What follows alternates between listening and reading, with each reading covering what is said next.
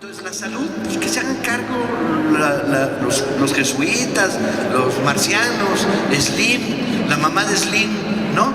Que se hagan cargo de las instituciones, porque le van a dar eficiencia, van a cobrar, nadie puede perder el tiempo si tiene que pagar.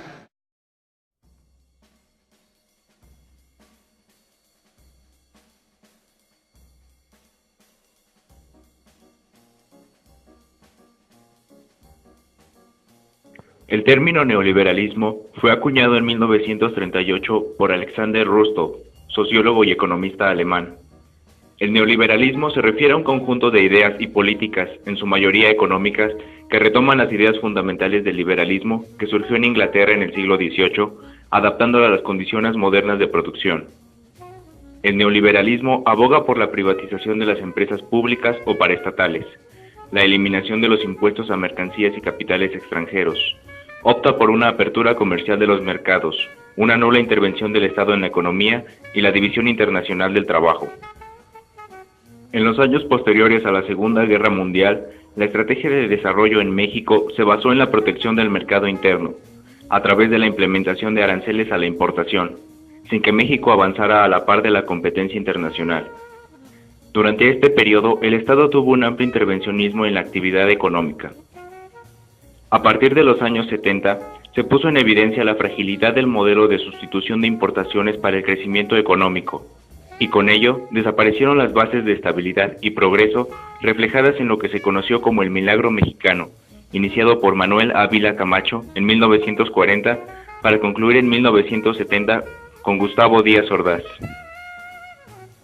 El motor del crecimiento fue el déficit público, aumentando las importaciones y reduciendo las exportaciones. El financiamiento al Producto Interno Bruto por parte de la agricultura y los servicios disminuyó, lo que obligó a recurrir al endeudamiento externo. En el gobierno de Luis Echeverría Álvarez, de 1970 a 1976, aumentó la deuda externa de 6,000 millones de dólares a más de 20,000 millones. Con el objetivo de sostener los empleos, se compraron empresas al borde de la quiebra, adquisiciones caracterizadas por la corrupción y la incompetitividad. Cuando en 1976 Echeverría dejó el cargo, se produjo una nueva devaluación del peso mexicano. El largo lastre económico que México venía arrastrando desde años atrás empeoró drásticamente durante el mandato de José López Portillo. El gobierno de López Portillo se caracterizó por el crecimiento de la burocracia y la aplicación de una serie de políticas económicas ineptas. Como producto de estas, el peso se devaluó 400%. Ante esto, el presidente juró que defendería el peso como un perro. El gobierno mexicano apostó por el petróleo para impulsar el crecimiento económico del país y superar un problema crónico de endeudamiento gubernamental. Sin embargo, los precios del petróleo cayeron. La corrupción provocó un derroche en las finanzas públicas y el Producto Interno Bruto se redujo en un 17%. Se triplicó la deuda externa a más de 60,000 millones de dólares, disparando la inflación y devaluación. El 1 de septiembre de 1982, José López Portillo, durante su último informe de gobierno, con lágrimas en los ojos, anunció la nacionalización de la banca para detener la fuga de divisas que hasta ese momento había provocado una pérdida de 30 millones de dólares. Una medida desesperada e inútil que solo provocaría aún más estancamiento y el descontento de las masas. Es en el sexenio de Miguel de la Madrid cuando el neoliberalismo entra en México para hacer frente a la deuda. Miguel de la Madrid permitió la intervención del Fondo Monetario Internacional, hecho que representó una reestructuración del modelo macroeconómico del país. En 1982 había 1,155 empresas paraestatales que desempeñaban funciones en la petroquímica, la minería, telefonías, ferrocarriles, metalurgia, comunicaciones, producción de azúcar, entre otras actividades. Estas empresas aportaban el 18.5% al Producto Interno Bruto y daban casi 1 millón de empleos. Para 1986, de las 1,155 paraestatales, solo quedaban 412. Durante este periodo, el salario mínimo perdió su poder adquisitivo en un 45%.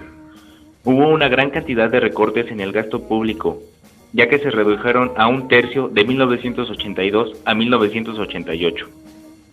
Se dejó de invertir en fomento agrícola, manufacturero y en el sector energético.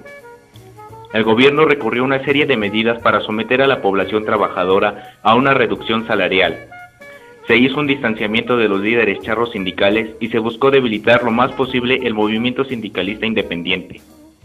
Todo esto para dar paso al mercado y que éste, bajo el estandarte de la neoliberalización, se hiciera cargo de la economía mexicana. El neoliberalismo en México tiene un verdadero auge durante el gobierno de Carlos Salinas de Gortari, una vez que éste, mediante un cínico fraude electoral, llegara a la presidencia para ejercer el cargo de 1988 a 1994. De forma similar al gobierno de Miguel de la Madrid, el poder adquisitivo del salario mínimo se reduce a la mitad. Las privatizaciones de empresas paraestatales continuaron, destacando el caso de Telmex, empresa concedida a Carlos Slim, quien le debe toda su fortuna a esta concesión, colocándolo actualmente como el hombre más rico del mundo. Los ejidos también se capitalizaron. Al ser otorgados por el Estado, estos no se podían vender. Sin embargo, durante el gobierno de Salinas, se otorgaron títulos de propiedad. En estos tiempos de crisis, los campesinos casi inmediatamente vendieron las tierras. Esta medida, dedicada a atraer la inversión privada para que modernizara al campo mexicano y lo insertara en la competitividad mundial, sin tomar en cuenta el empobrecimiento del ya debilitado sector agrario. La culminación del gobierno de Salinas de Gortari fue la firma del Tratado de Libre Comercio de América del Norte en 1994. Este acuerdo es uno de los principales responsables de la pobreza alimentaria desde su firma hasta la actualidad.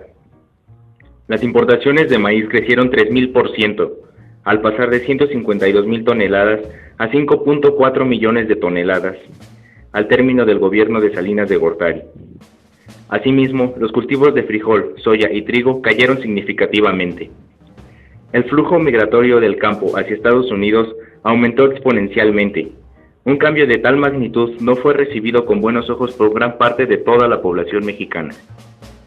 El 1 de enero de 1994, en vísperas de la entrada en vigencia del Tratado de Libre Comercio, se levantó en armas el Ejército Zapatista de Liberación Nacional en el estado de Chiapas, desatando una lucha exigiendo demandas de trabajo, tierra, alimentación, salud, educación, libertad, democracia, justicia y con el objetivo de derrocar al ilegítimo presidente Carlos Salinas de Gortari.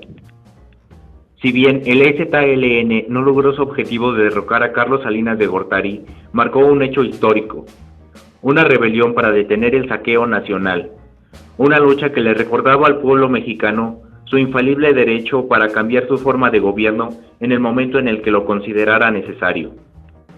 Durante el gobierno de Ernesto Zedillo Ponce de León, se presentó el denominado efecto tequila, una crisis financiera que nuevamente causó la devaluación del peso mexicano. Zedillo y Salinas se culparon mutuamente de la crisis. El entonces presidente de los Estados Unidos, Bill Clinton, otorgó una línea de crédito por $20,000 millones para que el gobierno mexicano solucionara sus problemas económicos. El precio del dólar aumentó un 114%. Miles de compañías quebraron. El desempleo se generalizó y se pidieron $17,000 millones más al Fondo Monetario Internacional. En conclusión, México ha experimentado el neoliberalismo como una solución que ha beneficiado y enriquecido a unos cuantos y ha empobrecido a millones de personas. Tan solo en el 2010 se calculaba que 15 millones de mexicanos vivían en la pobreza. El narcotráfico crece cada día más y crea alianzas con los altos puestos del gobierno. La implementación de las políticas neoliberales han provocado el abandono del campo y la migración masiva hacia los Estados Unidos.